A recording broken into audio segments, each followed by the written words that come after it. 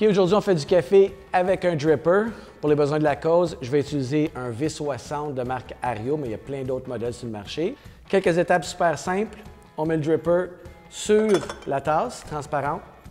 On va avoir besoin d'un filtre conique qu'on va plier un petit peu afin qu'il soit parfaitement adapté pour le dripper. On l'ouvre, on le place dedans.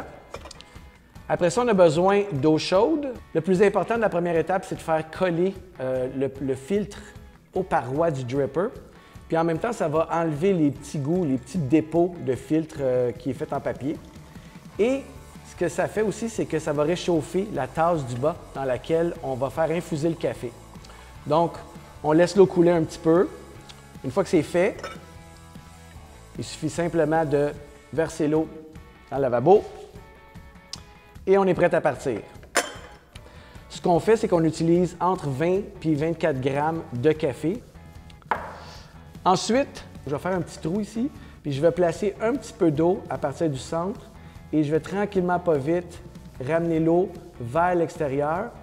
Puis, je vais laisser le café reposer pendant environ 20 à 30 secondes.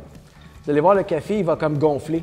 Ce qu'il fait, c'est qu'il libère des gaz. Donc, cette première étape-là est super importante quand vous allez infuser votre café.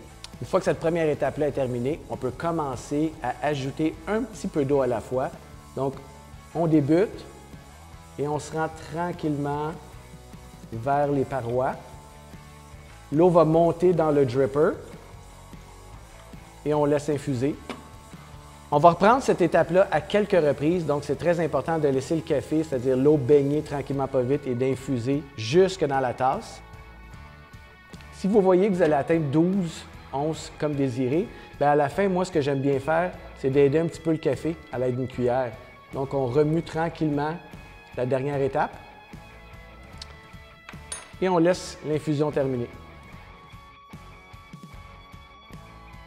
Une fois que cette opération-là, elle est terminée, il suffit simplement de verser dans sa tasse à café.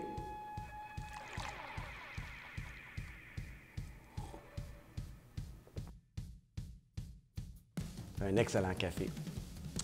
Vous pourriez vraiment vous simplifier la tâche à la maison puis simplement utiliser le dripper et une tasse transparente et ça ferait la même chose.